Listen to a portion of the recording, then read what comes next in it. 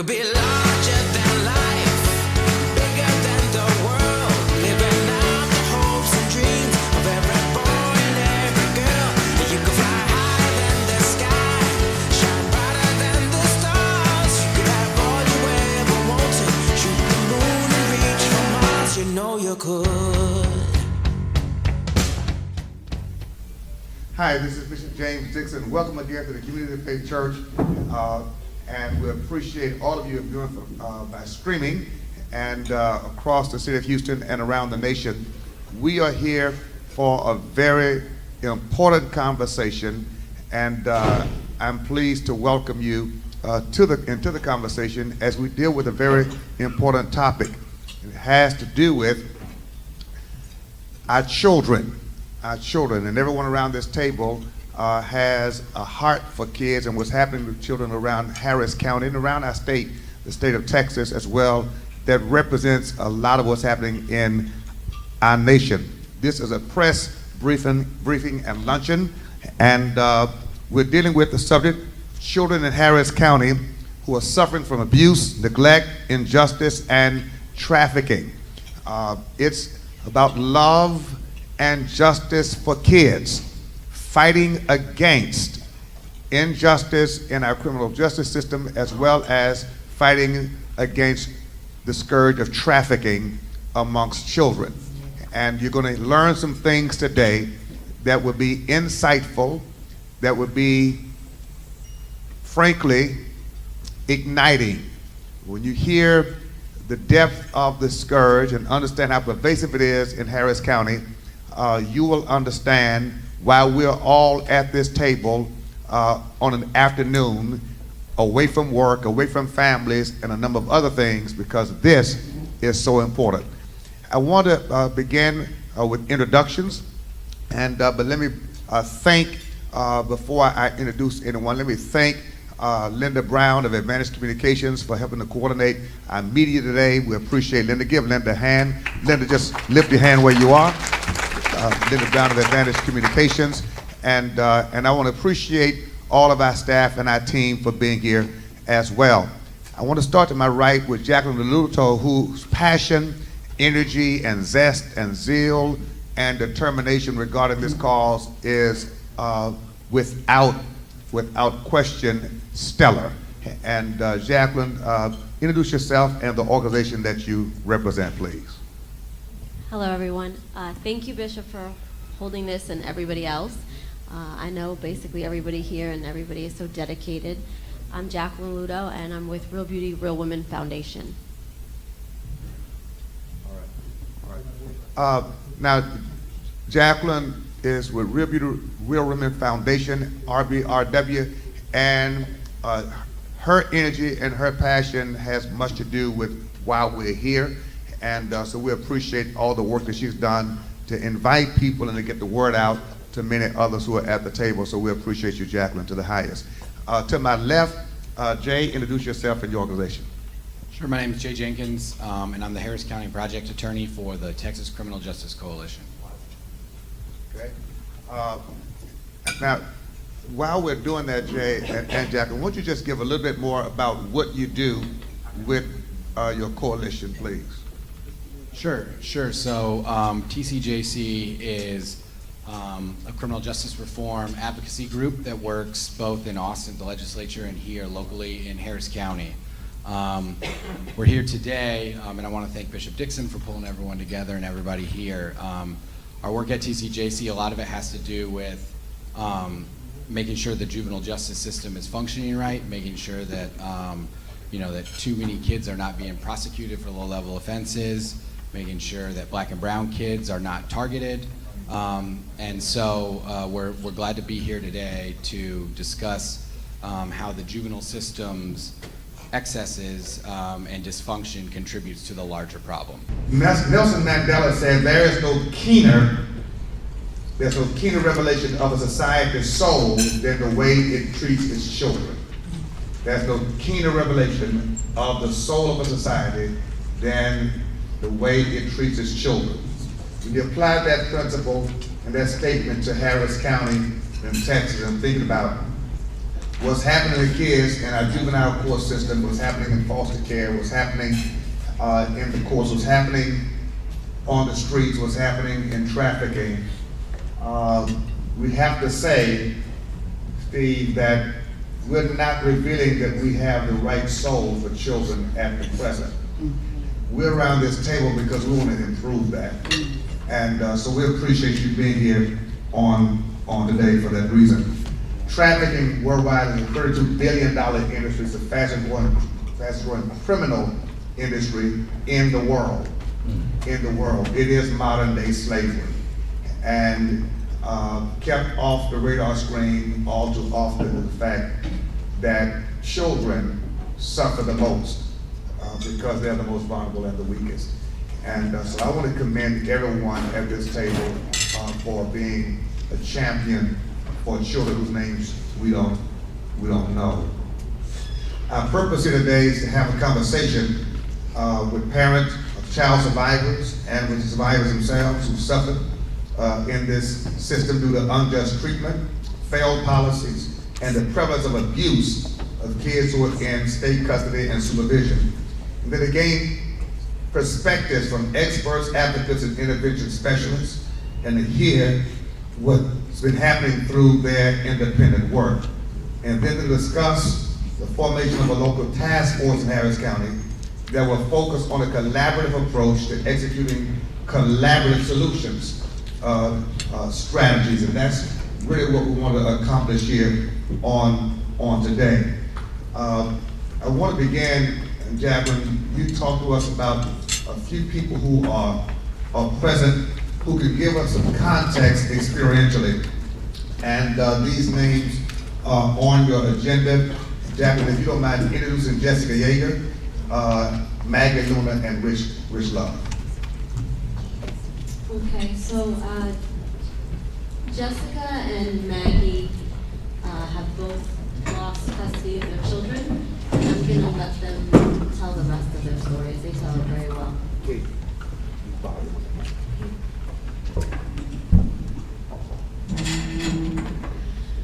Good afternoon, everybody. First and foremost, I'm a woman in long-term recovery, and what that means to me is I've not found it necessary to drink any alcohol, do any drugs, or commit any crime since January 29, 2016. I was born into a life of addiction through both of my parents. I didn't know anything other than what was presented to me. And I found myself constantly trying to find a better way in life because I knew something had to be better than this. I wanted to know how the sober life was. Later in life, I fell in love with someone and had a child. And I thought this was my chance. This is my chance for someone to love me unconditionally and for me to love my child unconditionally. And never did I ever think that I would be severed from my daughter. There was a path that I took in a bad relationship with the father of my daughter, leading down a dark road of drug use, and ultimately leaving my daughter's placed in CPS. I was given a family plan, and from that point forward, I thought this was my chance. I have a chance to get resources that I never knew existed. This is my chance that I can now have a life of freedom, and that I can raise my daughter and be happy, joyous, and free. Finally, somebody has opened a way for me to escape this life that I was born into.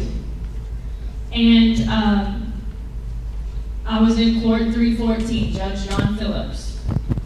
I was given a family plan, and I executed that plan diligently, on time, and I went above and beyond. I saw my daughter every 2 weeks, and every time she left me, it was very difficult because she didn't want to leave me.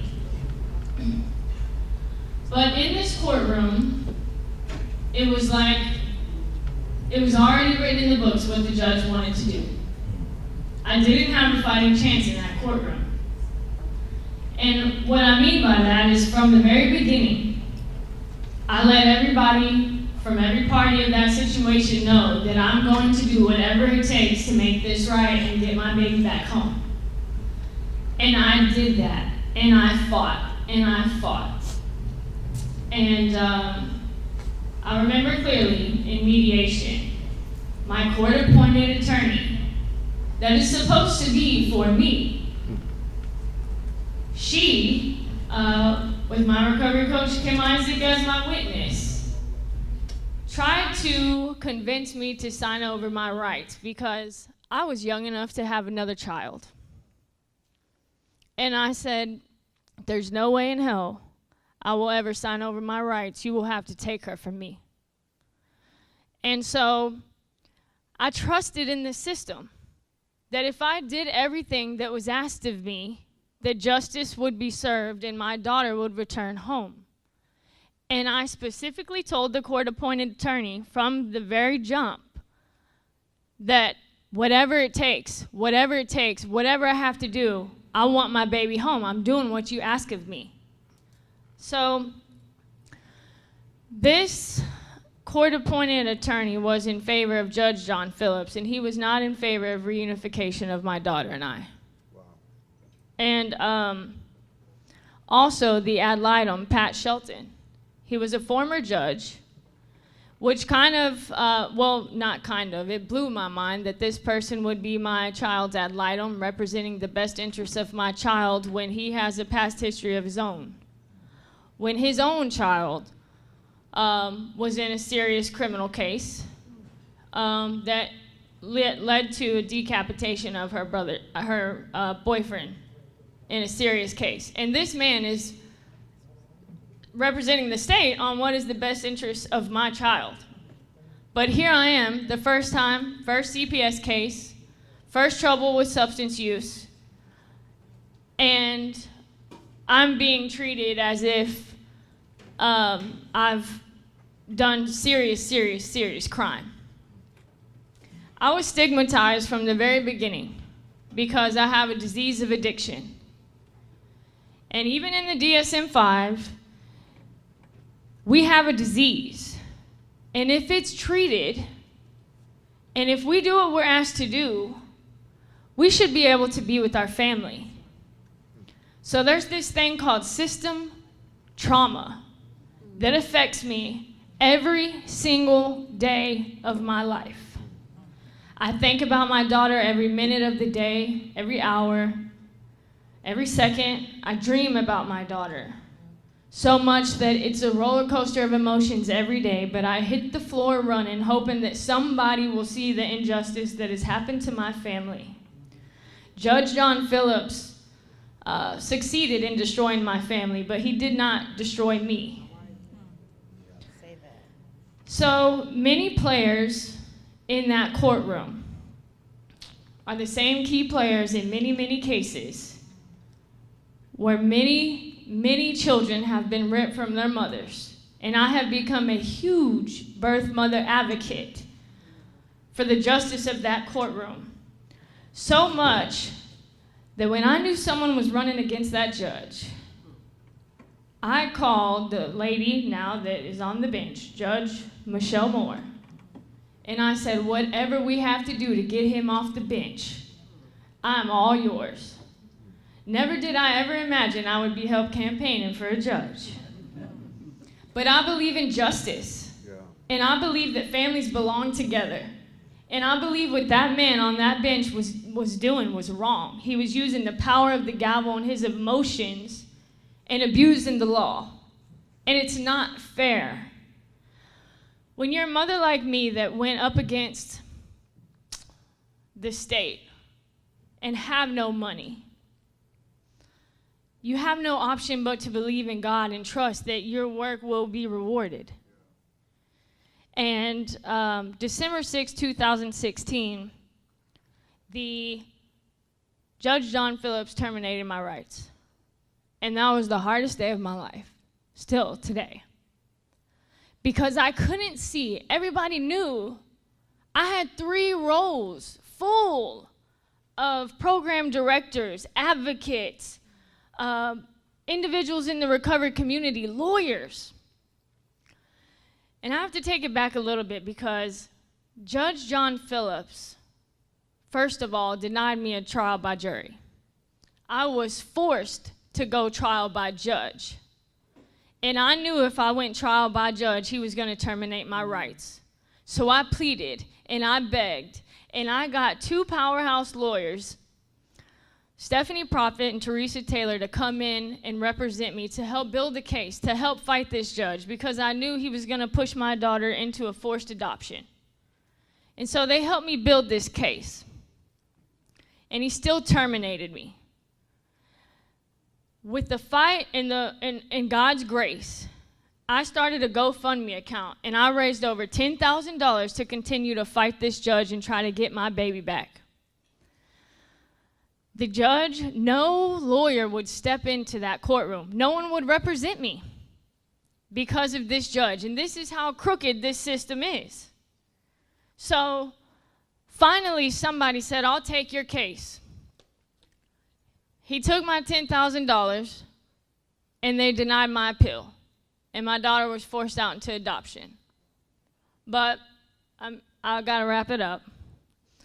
But honestly, whatever it takes to even be a part of my daughter's life, whatever it takes to stop the injustice, because families do belong together. Thank you, guys. Wow. Before we get to Jay, speaks to the injustice she talks about in the court system, how that happens. Yeah. Well, her experience is as traumatic as it was, and it, I'm sorry that you had to go through that. It is fairly common for appointed attorneys in the juvenile courtrooms to be, we hear that a lot from clients, that they're in the pockets of the judges. And there's been 3 new judges elected in this last election, but the policy that allows for attorneys to give to judicial campaigns and then subsequently be appointed by that judge on these cases, whether it be on the juvenile side or on the CPS side, that system still exists. So there's still donations flowing from attorneys to judges. Yeah. So is it copy? Yeah. So understand, anyone here, if your kid got arrested or someone you love gets arrested, how many of you would want an attorney appointed by the court? How could that possibly be just? Katia?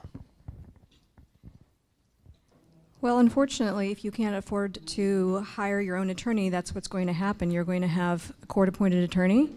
And very unfortunately, in Harris County, many of these attorneys, because of this pay-to-play system, have been being appointed by judges, even though they don't do the work that they're supposed to do, and they do not offer the kind of defense you would want for your child for a criminal or juvenile case.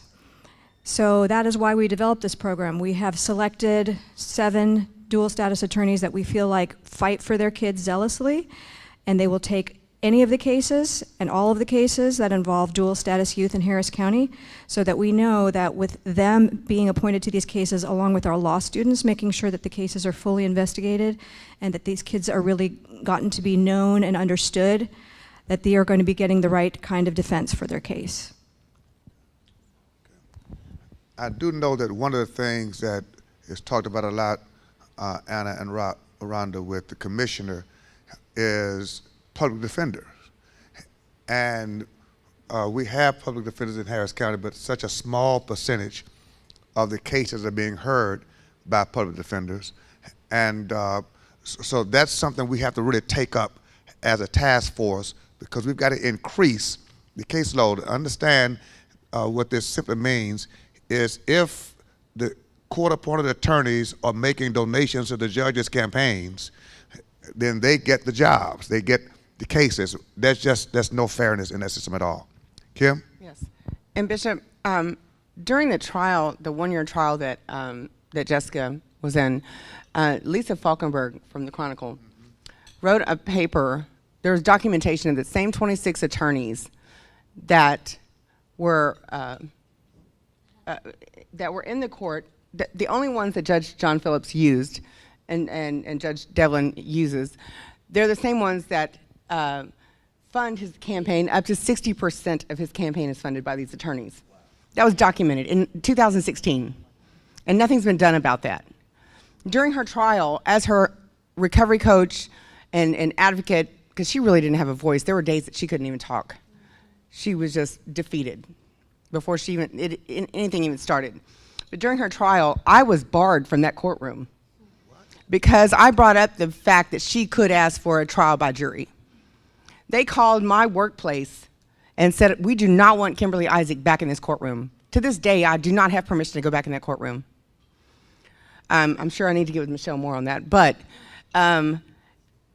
that's huge when there is a mother that's fighting and the only person that she has, helping her just decipher what these people are saying, because they're not speaking layman terms. They're not speaking anything that we know, the common knowledge, the common language. And it's just blowing her away, and I'm told I can't come along with her. So she's there by herself fighting this fight. So we've got to deal with criminal justice reform, particularly in our courts. This is a major problem. As Jay said, those policies have not changed.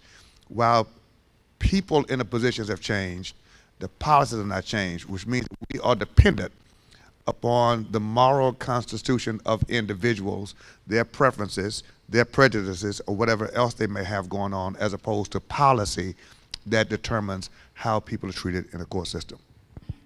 I just want to add to that, because I went to the Capitol with Jessica and Tracy and Michelle and Maggie, and they're implementing front-end solutions now so that this does not happen anymore. The problem is that there are no back-end solutions for the children who have already been adopted out. And that is really an issue, because if you adopt or take a child away from any parent without consent and where money and profit is involved, besides there being trauma, it's child trafficking. And that's the other thing that we need to talk about, is these adoption agencies and with CPS, what is the profit margin when children are being adopted out, and with these private agencies? All of those things need to be regulated, but the solutions on that is there needs to be new legislation for these children who were adopted out illegally according to, court mandated orders, and these cases need to be reopened. So then a part of our strategy has to be working towards just that. How to begin to address the need for legislation that's going to deal with those children who were and have been adopted out under those unjust circumstances. So that's something we have to note. All right. Okay? Yes, Kim. My name is Maggie Luna, and I was also in Judge Phillips' court. And I have 3 children who were separated immediately, and 2 of them are 11 months apart. And they were mixed babies. My oldest one got adopted by my mother, but they immediately placed my daughter into a home that was ready to adopt. Instead of a foster home, they put her in an adoption home. So for the entire year, this family was already ready to adopt her. They were already telling me, when we get her. And I told her, I'm gonna fight, And I did everything that Judge Phillips had asked me to do.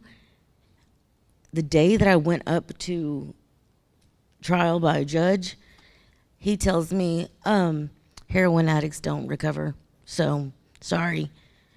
It didn't matter what I did. He had his decision from day one. He knew what my drug of choice was, he knew where I came from, and bam, I was an easy target because I came from low economy, and also I have a criminal history. I was in the school to prison pipeline. I have a trauma in my background. I needed help, and today I see that. I see that I needed to work on me. And I'm not saying that my kids were in the greatest position at the time, but I love my kids, and I had them every single day of their lives.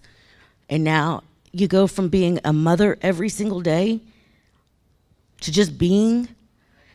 We have women out there that have nothing to lose after termination. And they're not standing up and they're not fighting because they have no fight left. So it's not just affecting the children, and it's affecting the community because we're dangerous when we don't care about anything. The children are dangerous when they're learning all this stuff in the foster care system. My son's on 5 different medications right now for ADHD, schizophrenia, bipolar, and depression. He's 9. Bill Connolly, the ad litem, said he needs jail therapy because that's where he's headed. Because Bill Connolly is a juvenile attorney. So whenever my son gets to juvenile, he's got a client. So they're using our children for profit. They don't care about the days that I spent with those babies. They don't care about the nights that I stayed up with them, the days I was in the hospital with them. They don't care. They're just making money. Wow. Let's, Jacqueline, talk to us for just a moment about why this is profitable. Well, there's multiple reasons why this is profitable. So one of the reasons is every time a child enters the prison system, it's money. Also, the attorney ad litems, they make money. Every time CPS gets a child, it's about $45,000 a year. Every residential treatment center, RTC, will get $495 a day per child. The higher the emotional level of distress the child, the more money the state will get. The more medicine or drugs, whichever you would like to call them, each child is on, the more money it gets. So the impetus is never on the positive effect of once you get a child off of their medication, a foster home, a residential treatment center, the number of money decreases. So there is no incentive for that. So while the courts make money, the prisons make money, residential treatment centers make money, there's not enough impetus on the children. There are great foster parents and there are some children that should not be with their parents. Let me just reiterate that. I work with kids where their parents have sold them for drugs. Those are not the parents that we're advocating for. We're advocating for parents that should be with their children. And so I want to put into this next point, which is so profitable. I do a lot of studies on foster children, sex trafficking, and them going missing, and that's a big reason why Rich Love, Ashley Ray, and Kim Isaac are here. In Harris County alone, from May 1st, 2018 to May 1st, 2019, 250 children have gone missing from the Chimney Rock location. And I really want to discuss this because 250 children, 10 more, and that's just what has been reported, comes out to 5 children a week. And that is not counting the murders, the suicides, the attempts, and the rapes. That also doesn't count the children who, after they're being trafficked on the street, come back to sleep there at night. And so people ask, why do these children leave? So I just want to give a few, and then I'm going to hand it over to Kim, and then Ashley and Rich can talk about theirs. The kids have to go to work with their caseworkers during the day. They're not sent to school. They're not in trauma therapy. They're not being loved. So I want to explain, imagine being an 11-year-old and going to a shelter in a not a good area where across the street is a liquor store and there's a park and pimps and traffickers are waiting for you. And during the day, no one's there to tell you that they love you and it's going to be okay. You either have to go to work with them or you have to go panhandle or sell yourself. You don't really have many options. So I want to talk about Chimney Rock because the goal of this is not to just pinpoint all the flaws. Is we need to have positive solutions. And so after we hear from the survivors, we'll talk about hopefully some positive solutions that are going to happen. So I'm going to pass it over to Kim, who was actually in Chimney Rock, I think 30 years ago? 32 years ago. And the problem is that it's still happening today as it was 32 years ago. I went through foster care for many years. I was abandoned by an addicted mother. Father was in prison, and I was a little traumatized. By the time I was adopted by a family, And I just kept running away. I'd learned to run from all my problems. I didn't want to be someone else's problem, which is the way I was felt in the way that I began to feel in foster care, that I was a check. I had 2 pairs of shoes, some Buster Browns and a dress that I wore to school and to church. And at Christmas, you know, my sister and I, we didn't get Christmas gifts because we were state children. But their biological children got gifts. I went through a number of 5 different foster homes, finally got adopted. Anyway, I had 14 consecutive runaways. Running away is not a crime, so they take you to a shelter. But during the time that I was in the street, of course, I was introduced to sex trafficking and human trafficking, and got into what's called the circuit. I went to Atlanta, Georgia. I went up to D.C. I went to Memphis, West Memphis, Arkansas, all in a sex trafficking circuit. And we did that annually until I was about 17. Kim, tell us this. So you were in a foster care situation. How do you get from a foster care situation into trafficking? Okay, so as I said, I was adopted. My mother here. I was adopted. I really needed some counseling and some change talk about my life, and to learn some self-acceptance, that it wasn't me, it was them that had the problem, that I was a good child, but I didn't receive any of that. And so I rebelled against I thought they were eventually going to send me away anyway. You know, they're adoptive parents. I didn't know the difference between foster and adoptive. So they're going to end up packing my stuff in trash bags anyway, and that's what they do. They pack these children's stuff up in black trash bags when they move them from home to home. So that, you know, I'd taken all that in. But, so I started running away. You know, I turned 12 and just I'd had enough, and I didn't want to be a problem. I didn't want to have any problems, and I felt like I could go and find life on my own. And so I started running away. I went to these shelters. I was actually sent off to Harris County Youth Village after Chimney Rock, but I want to elaborate on Chimney Rock Center because it was so divine last night when Jacqueline called me, and I said, well, let me tell you about Chimney Rock Center, Jacqueline. And she said, oh my God, that's all I've been studying. So it was a divine thing. I was at Chimney Rock Center 17 times. When you're dropped off there by HPD because you haven't committed a crime, you just ran away from home.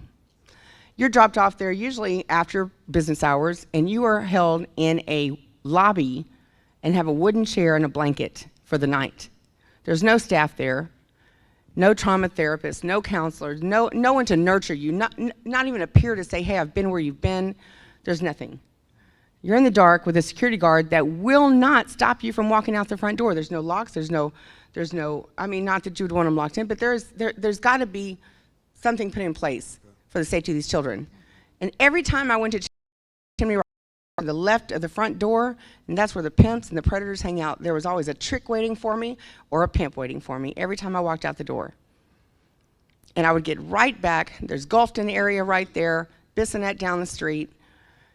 I'd get right back into the same thing. I'm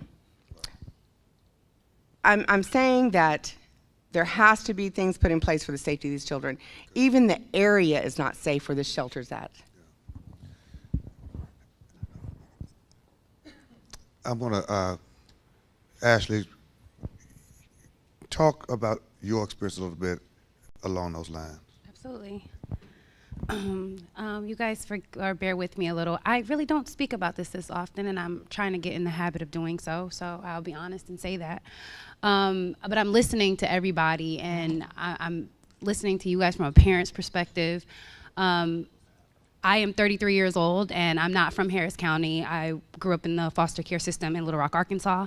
I've been in New York for 16 years. But I think that I'm one of the lucky ones. I always say that.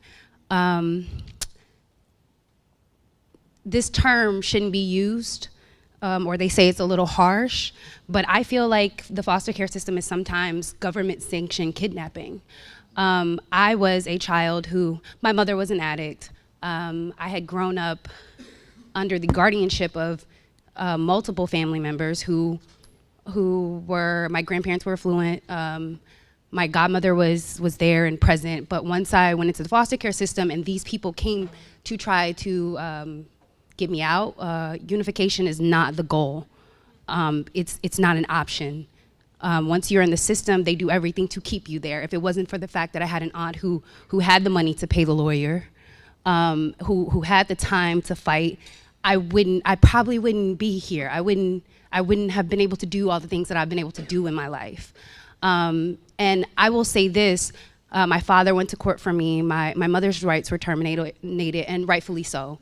But there were other options besides being in homes where there was no hot water, no love, no anything. And running away is absolutely the thing that you do. I actually, my son is 16 now. I had him when I was 16 years old. I was in foster care and a ward of the state at the time. And that was because I'd gone to my foster mother and told her, you won't even buy me tampons. So I work every day. So you get 100 and whatever that you're supposed to give me every month. How about I come here every month, I'll show up when I'm supposed to, and you'll give me my money, I'll change my clothes, I'll go to church if you need me to, show up for the caseworkers. That was a done deal for her. I not necessarily ran away, but I lived with my boyfriend and his family because they were a family. Christmas dinners and Thanksgiving and birthdays, it felt like something. Something I was chasing or needed as a child. And once it was found out that, everyone found out that I was pregnant, I didn't run away. I went right back to where I'd been for the last, school year or year. But because of that, like she said, running away is not illegal. It's not a crime. But the first thing that they will do is take you to either a hospital facility, and the goal with that is to diagnose these children with something like schizophrenia, bipolar disorder, so that they can have them heavily medicated, like this woman shared about her son. Thankfully, I thank God, I was pregnant, so they couldn't ram drugs down my throat. And I always say it always takes just one person to have some accountability or to even care for things to change. Thankfully, I was also transported to juvenile detention for 2 weeks for running away while pregnant. And then I was transferred to a hospital. My caseworker's goal, who she fought tooth and nail to keep me there. I don't even, to go into the details, it would take so long. To go into details of how she did that, it would take so long. But like she also said, that once I was in the system, my judge's, his mind was made up that I was never going to leave. But thankfully, they weren't able to ram drugs down my throat, and there was one person, the person who was over psychology at the hospital facility they put me inside of. Once she was done and she did her recommendation, it was literally that I just wanted to go to a safe place and take care of my child, who I was told by my caseworker would be a ward of the state anyways. So I'm one of the lucky ones because someone was there to fight for me, but most of these children do not have that. So yeah. Wow. Jay Jenkins is going to give us some information in just a second. Rich, just give us your experience as a survivor of that system, and then Jay's going to talk about some solutions, what we can work towards along with Andy. Okay, so I wouldn't say that I come from the household that most people speak about. My parents were trying to provide the best life as they could, and I kind of got into that vicious cycle of being a bad kid, per se. Theft, runaway, missing posters, until a monumental moment where my mother gave me away to the state because she could no longer control me. So that's how I ended up into the juvenile foster care system.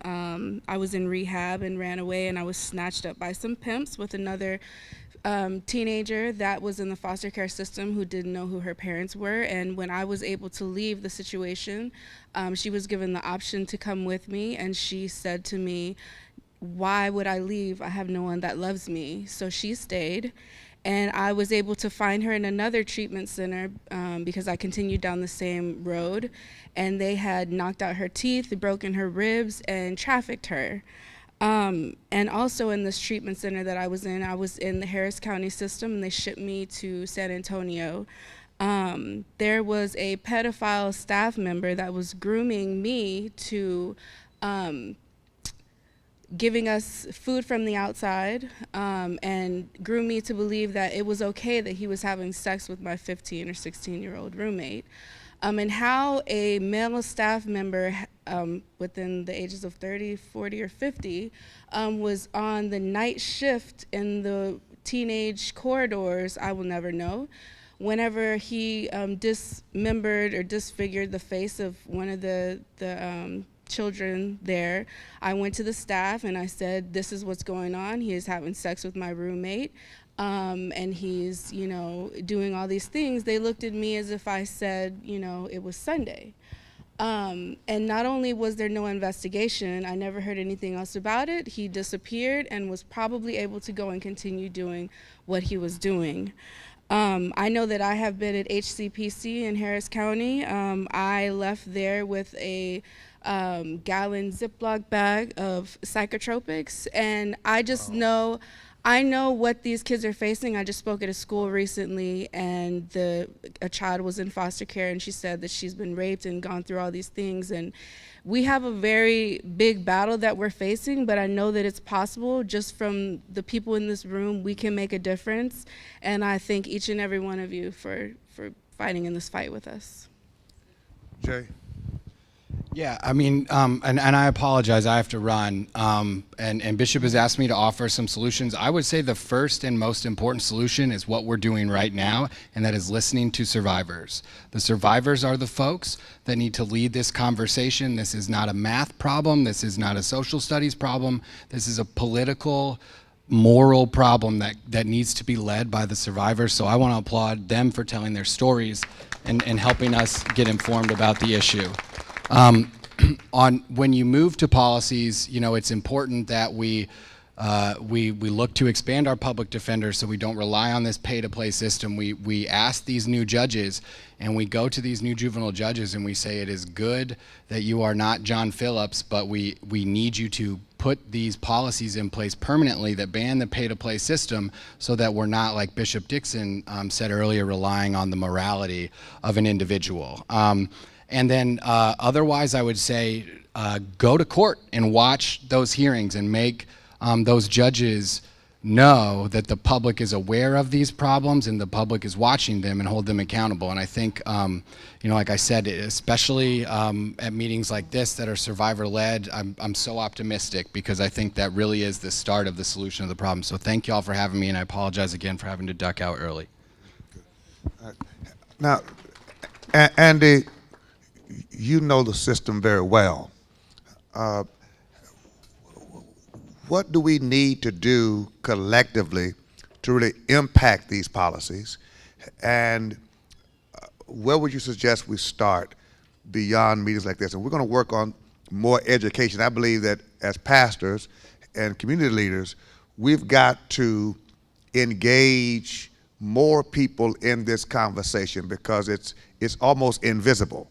It's happening right before our eyes, but it's also out of sight. So we've got to do a greater job with that to build momentum for a movement to end this scourge. But talk to us from a policy impact perspective. Thank you, sir. I can tell you from someone who's been a victim advocate for, I'll age myself, 27 some odd years, that everything that you do, there's a catalyst for change. I've done over 25 pieces of legislation during my tenure, and for every piece of legislation that we do, there's a glitch in the system we identify. And I've always said anybody can yell and scream about the injustices, that's fine. That'll get you a little bit of airtime, but you know what? We got to find the solutions and remedies, and that's what you have to focus in on. And I'll give you an example. I was just telling some of the people over here, we had a situation, a 4-year-old boy that was shot almost a year ago while watching TV, spent months in the hospital undergoing a massive rehabilitation, and he's a beautiful young kid. And when they were ready to send him back home, the family was obviously skittish about bringing him back to the same place that he was shot, totally random.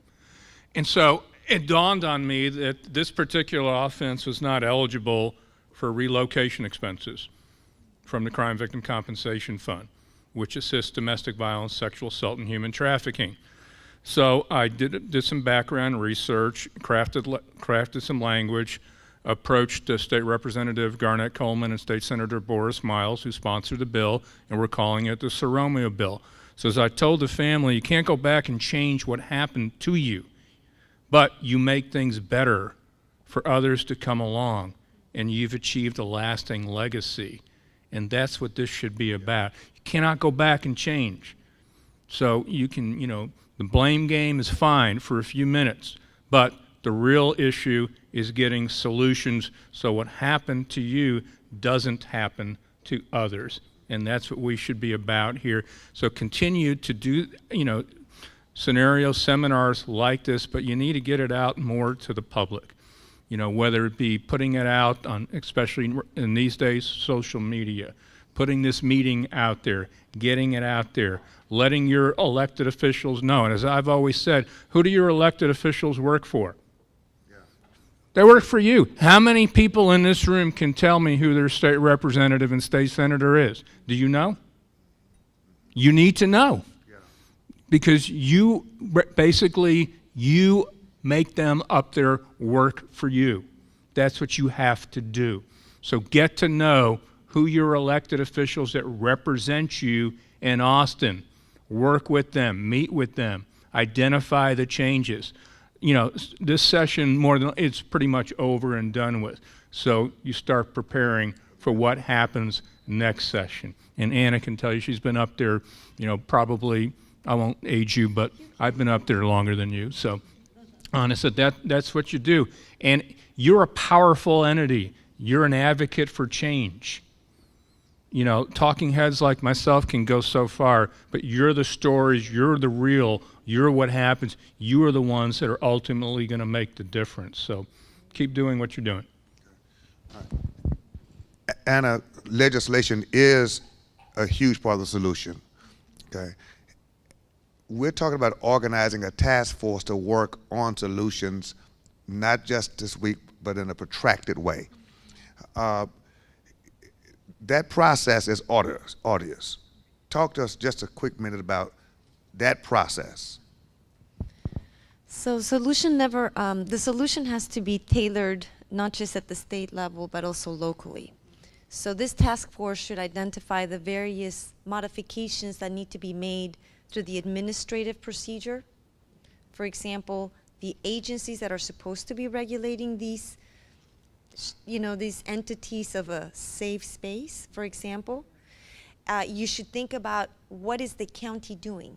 So for example, Commissioner Rodney Ellis, and he will tell you this, hold them accountable. He says that to people, hold me accountable, right? So what changes are you doing to make sure that the systems that are currently in place are not traumatizing and re-traumatizing and re-traumatizing? And so those are changes that can be done locally. And then of course you have legislative changes. And the way that you go about doing the type of legislative work is through identifying what are the specific pieces of the puzzle that will get you your biggest bang for your buck, right? Because as we were just listening to you, the system failed you, various systems failed you. We should not have been criminalizing people who suffer from a disease. And that's one of the things that we are fighting against, right? You should never have to end up in the criminal justice system to get resources. Why do we have to end up in the criminal justice system to get resources so that you will not get re-traumatized, right? And so the creation of the task force is critical, but Andy says, as Andy says, you have to really identify what are the modifications, what is the data, and then who's going to be the perfect audience. Because all of you could, in next session, and we're just gonna call it right now, next session, each one of you would already have a plan of action with the specific legislative language, with the specific witness list, and you have 45 members in the legislature approximately representing Harris County, wouldn't you say? So think about it, 45 members, there's 150 state reps total, but think about it, 45 members of the legislature signing on to an agenda to end the suffering, to end the exploitation, right? To make sure that we're holding agencies accountable so that they don't re-traumatize, and then you're good to go. So let me say this as we try to move towards the conclusion. I want the pastors to help with this.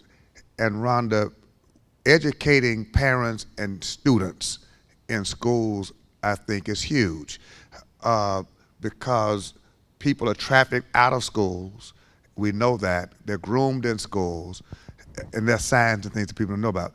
But to your point, Anna, I think what we need, in addition to those who have stories, we need experts to help write the plans. Because ultimately, I'm going to be writing sermons, and pastors are going to be writing messages. But we need people who can say, all right, legislatively, these are things we can address. Administratively, these are things we can address. And we have some bullets to those points already.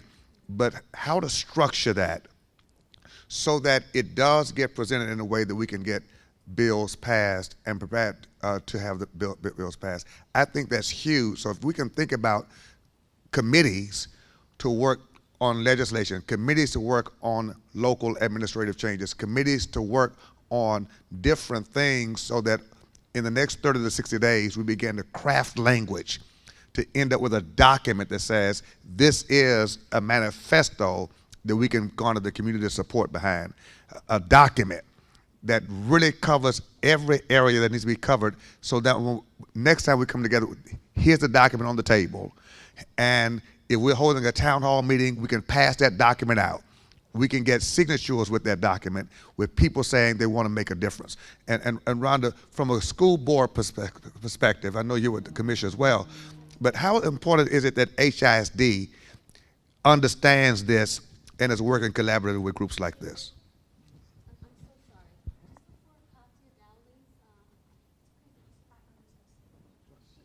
Just give me 10 seconds. So it's important that we are aware and that our staff are trained to be able to spot the signs when kids are being trafficking, and so we've implemented that with our staff. It's important for us to be able to educate the parents when they come to school about the outside dangers, but the bigger picture is we all need to be aware of is that poverty is profitable, and all these kids are seen as per unit allocations because they are low SES children, and they are being used to feed the foster system because the foster system is profitable. They're being used to feed privatization of education, privatization of prisons, privatization of medical facilities, drug industries, all of that. So these children are seen in all these subsets of systems as a commodity to make money and to make profit. And that's what we need to be cognizant of. And so where you hit them is you destroy the systems that feed the dollars. And we have to start hitting these industries in their pockets. Thank you, Rhonda. So well stated. So well stated. Katia? And I'm sorry, I have to leave and, okay. So I would just agree with what everybody has said here. I feel like along with the suggestions that people have made so far, I would say that what goes hand in hand with that is just simply promoting transparency in the system and making sure that, you know, we can track these kids so that everybody knows, well, how many times has this child been moved from one RTC to another? Or how many times have they run away? Or how often does it happen that people don't have any idea where they are? And then there's also worse RTCs than others. How many RTCs are losing their kids repeatedly or sending their kids into the juvenile justice system way more often than others? Oh, sorry, residential treatment center. This is where group homes where most of these youth are being sent. So that's what I would say is promote any type of transparency that we can put into place, and that should be something that we could do legislatively pretty easily on many fronts.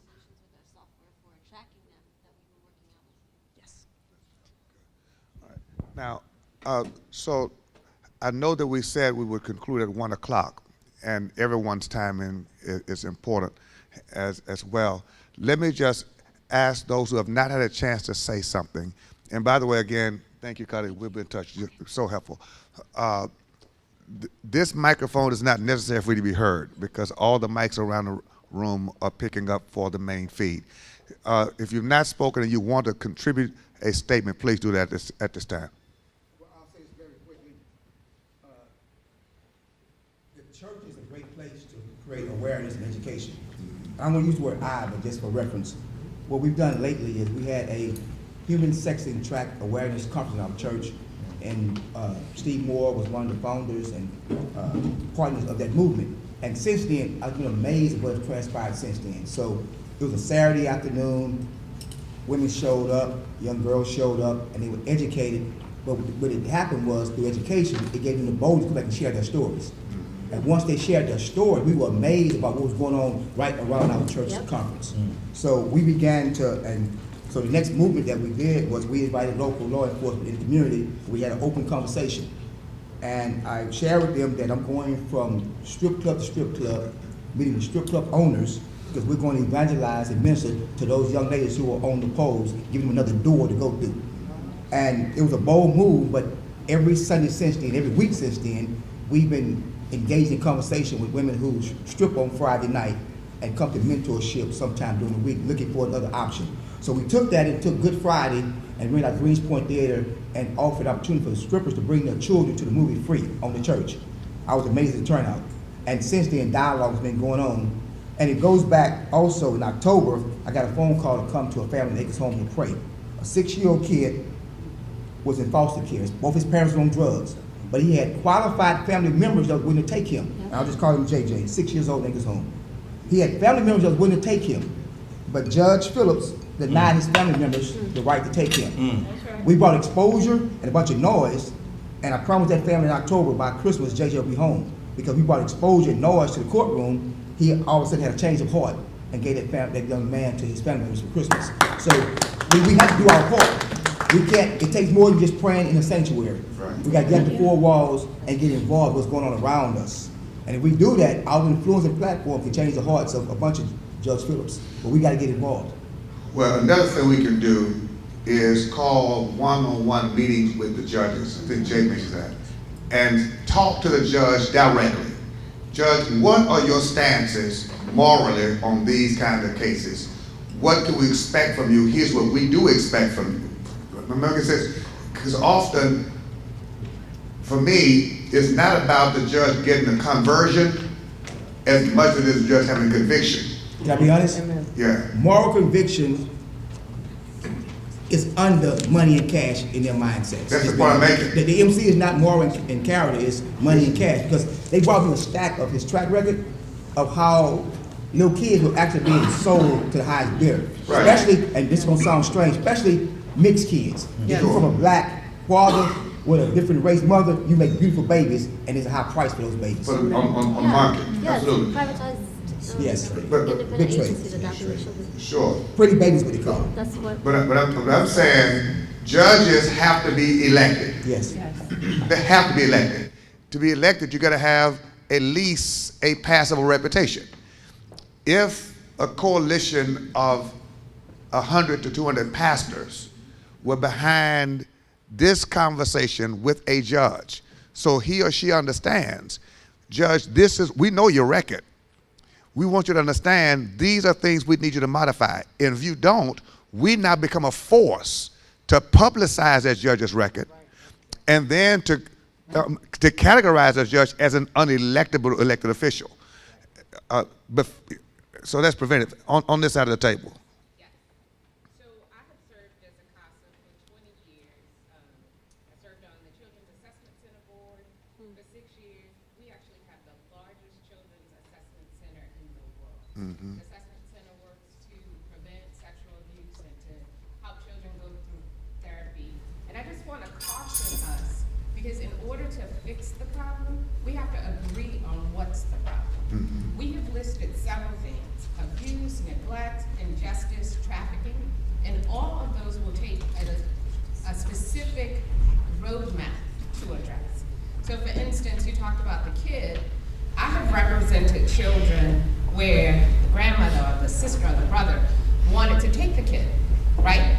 But they lived right next door to the abuser. Or they wanted to, a family member is qualified, but they let the person come and visit, the same person who's causing the harm to the child, to come visit. So we have to be careful when we're trying to subscribe solutions, because you cannot legislate morality. Right. It is not municipalities' jobs to fix people problems.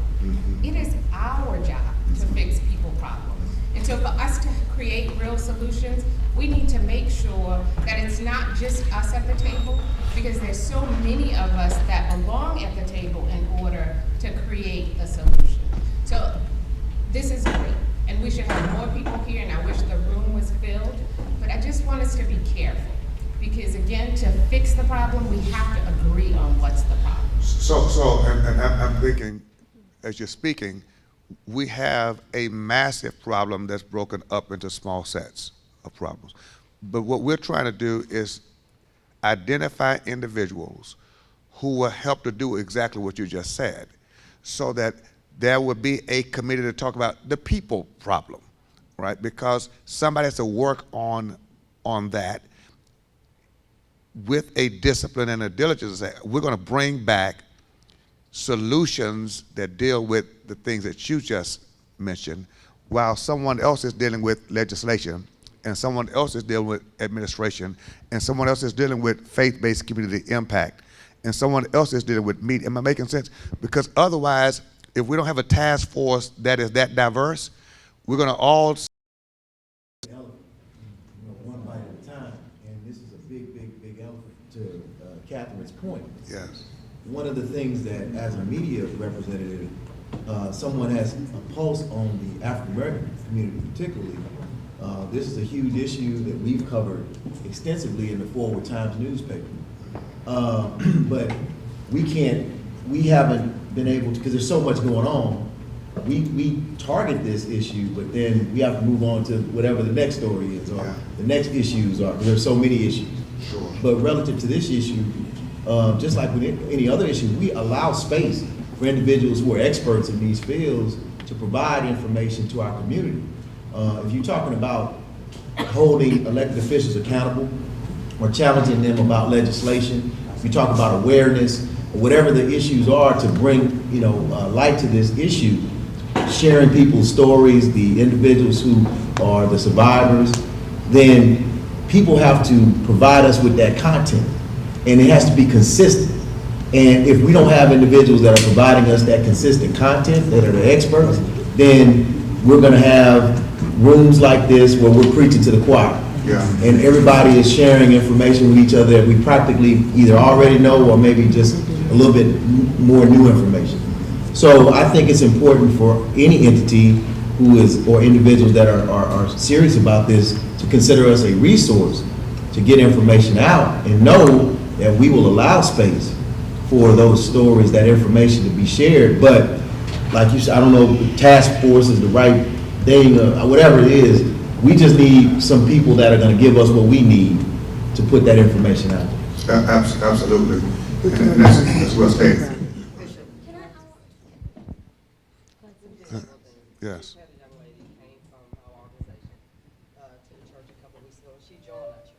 Okay. And her statement, what she said was that I didn't think God could forgive me because of my criminal activity and the shame that I have caused and the things that I have done. It's because of the stigma that we keep putting on our people, women, men, and women.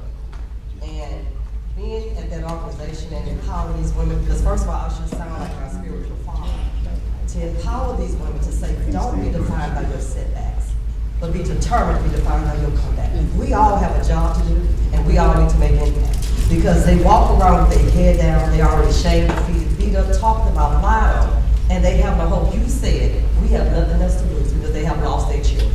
Ashley, you said it's about the money because she didn't care.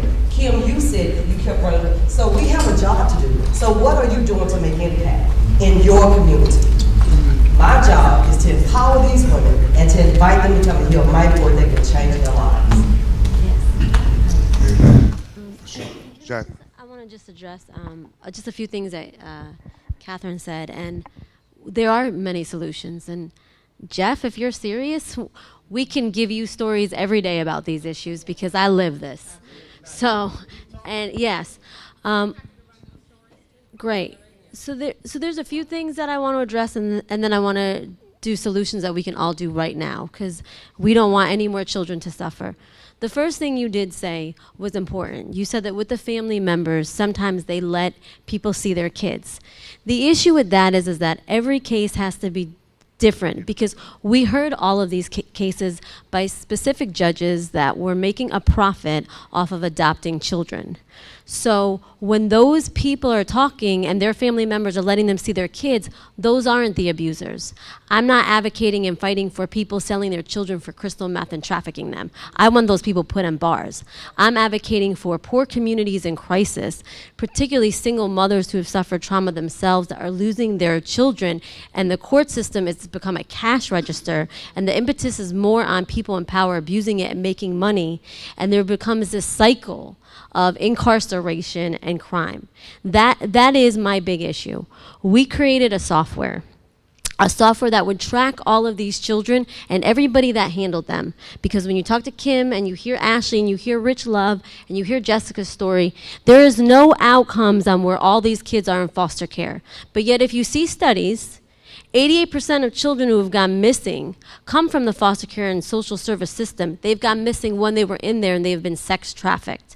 About over 70,000 child sex slaves live in Texas, and those kids come from those services. That is a huge problem. Second of all, I love CAC.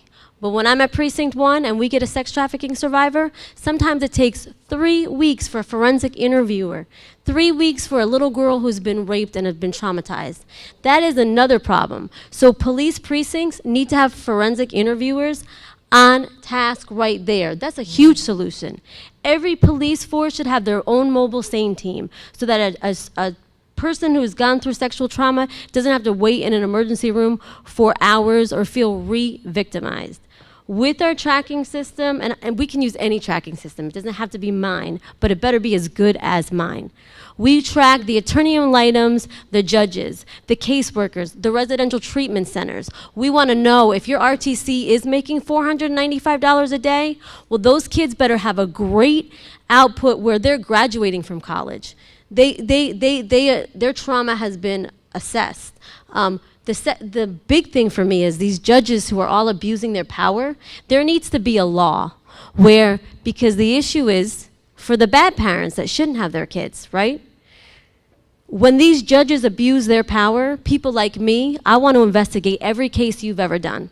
Because if I know that Judge Phillips can take away Jessica Yeager's case, or Kim can walk out at 10 years old and be sold into slavery for 32 years, the same center, that's making millions of dollars, I have a problem with it. The state of Texas gets $2 billion a year. $2 billion a year for under 30,000 children. But yet we have 79,000 child slaves, and over 70,000 are coming from these services. We have plenty of solutions. We're just not implementing them. And the biggest thing is these judges are breaking the law. When they do not uphold the law and they are using their own personal agendas or they're profiting, they are breaking the law, and that is called child trafficking. When CPS is selling out to the highest bidder to adoption agencies, that is breaking the law, and all of those need to be regulated. And I don't know if we call that a task force or whatever, but what really needs to happen is these independent committees need to observe now and be investigating all of these things. And with my software or whoever software, this software will tell you where the kids are placed so that you know, was this child adopted and for how much money? Did they graduate? Did the attorney ad litem make money? If the attorney ad litem has 450 cases, they can't even be doing these kids justice. But there are solutions, we just have to fight for it.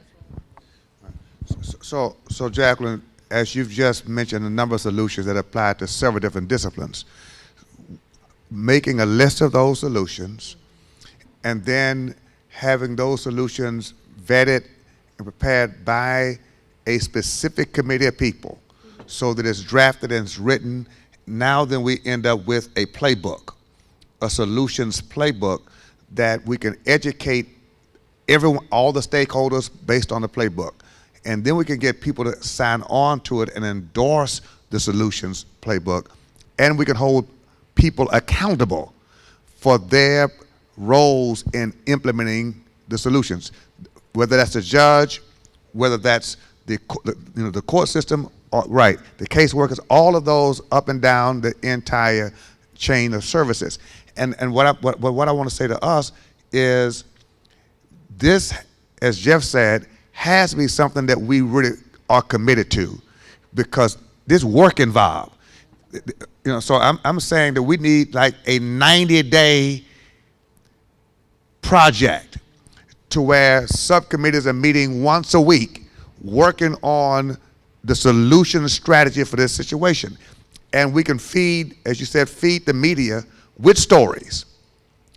And I think, Jacqueline, with the documentary expertise you have, let's do a film with survivors telling their stories. And so with a film, now that film can travel, and it can be on websites, and we can put it in people's hands, and people can really understand what's going on, and we can have interpretations. And so now the community can know and watch, and that people really understand what's going on. And then I want to say one thing, because I do work with CPS workers that really care. We need to help the ones that really do care and are making a difference. Yes. Like they've stated, they get to see their kids, all these foster kids that everyone's an expert on, they see their kids for 1 hour once a month, and they're exhausted too. So we need to also help them. Overworked, underpaid. Okay, so I think that we need to have what some of the things that we've done, and Rhonda, y'all do this at school all the time, it doesn't always work, but we need a kind of workshop retreat where we are working and really for not a press meeting, but a working meeting to start working on solutions within subcommittees, so we can walk away with a facilitator that walks through this whole entire process, so there is a structure to it, and there's a formula. We can do this, and I think the main thing we need to agree today is we can do this. I said we have to agree. Okay, you can't say we will until you say we can. Okay, because if you don't think you can, you won't develop the will. You got to know the possibility is there, and if the possibility is there, now we can agree that we will do because we can do. It's very, very important, because I'm like you, I've been in 50,000 meetings discussing problems, right? And then the problem persists in another 2 years from now, we feel bad about it again, and we come back to the table. But like Pastor Decker mentioned, the hands-on approach, that needs to be written down. So here's an approach that churches can take to really get involved and impacting. Here's what the media can do. Here's what legislation can do. Here's what administration can do. And I believe that if we have a plan, we can work the plan. But without a plan, we failed already. Okay? So I want you to expect to hear back from us the next time. It won't be a media meeting. It would be how we can have a one-day total roll up the sleeves retreat with a facilitator. Let's put the problems on the board. So here's the problem in this area. We've got to have that. All right? A workshop. Does everybody agree to that? Okay. Is there anybody who does not want to be on the communication list going forward? Okay, good. I was going to pray for you if you didn't. I was going to really pray for you. But let me thank us all for coming, and let me appreciate our culinary team again for providing our lunches. Would you clap for them? We'll let them know that. And then again, thank Linda Brown for coordinating our media effort today on fast notice. And Linda, because you care about this as well, by the way. Yes.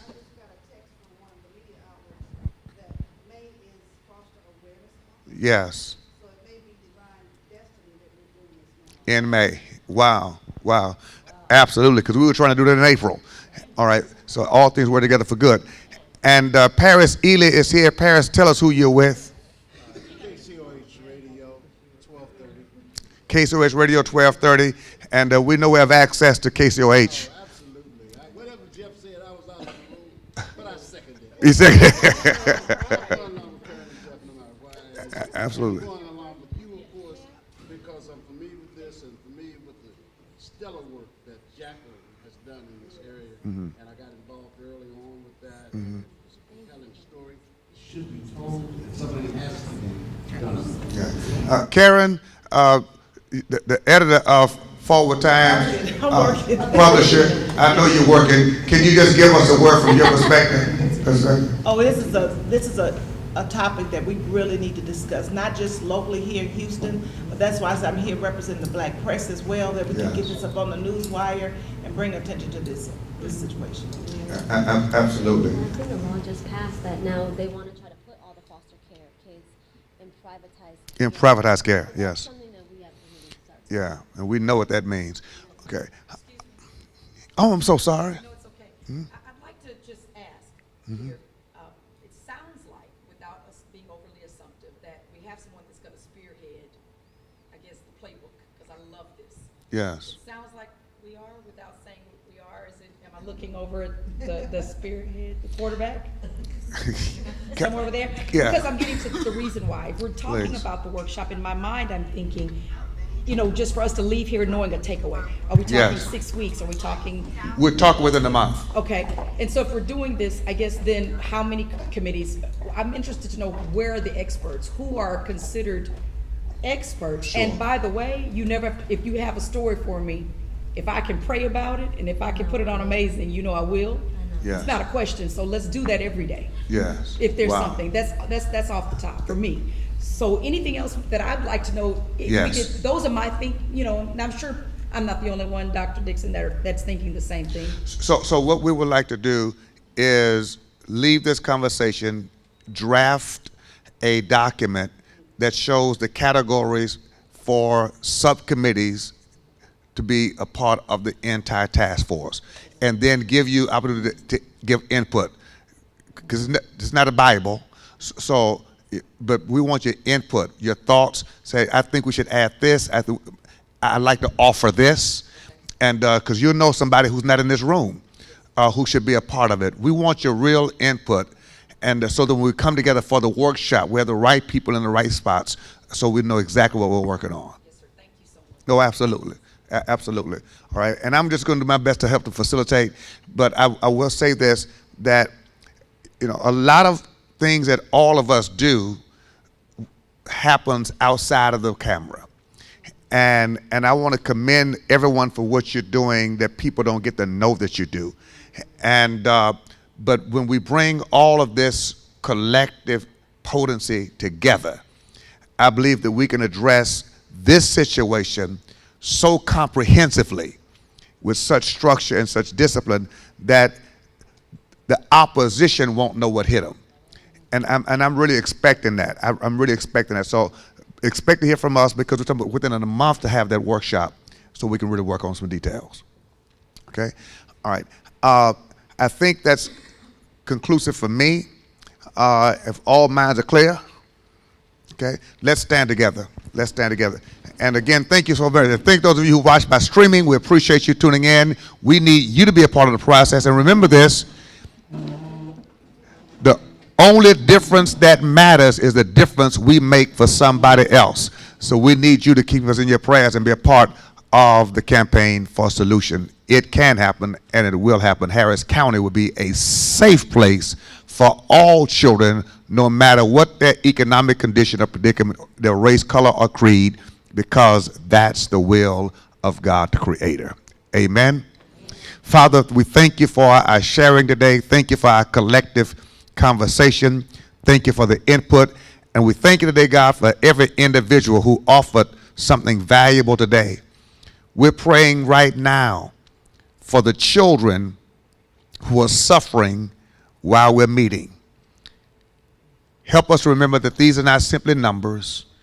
These are actual children with destinies, with dreams. We pray that you would bless us to multiply this number by the thousands, so that the army of love will overwhelm the army of hate, so that darkness will flee because the light takes over. We pray for every child in every shelter, in every facility, and every parent who's doing his and her best to be who they should be in the lives of their children. And we want to see Harris County with a different reputation on our watch. We pray in the name of Jesus our Christ, who makes it all possible. Amen. Amen. Thank you all so very, very much. Here's your story, let's begin. The water's fine, come on, dive in. The future's here, it's right before your eyes. Step by step, you're on your way. You're welcome to a brighter day. Don't you know it feels good to be alive? You could be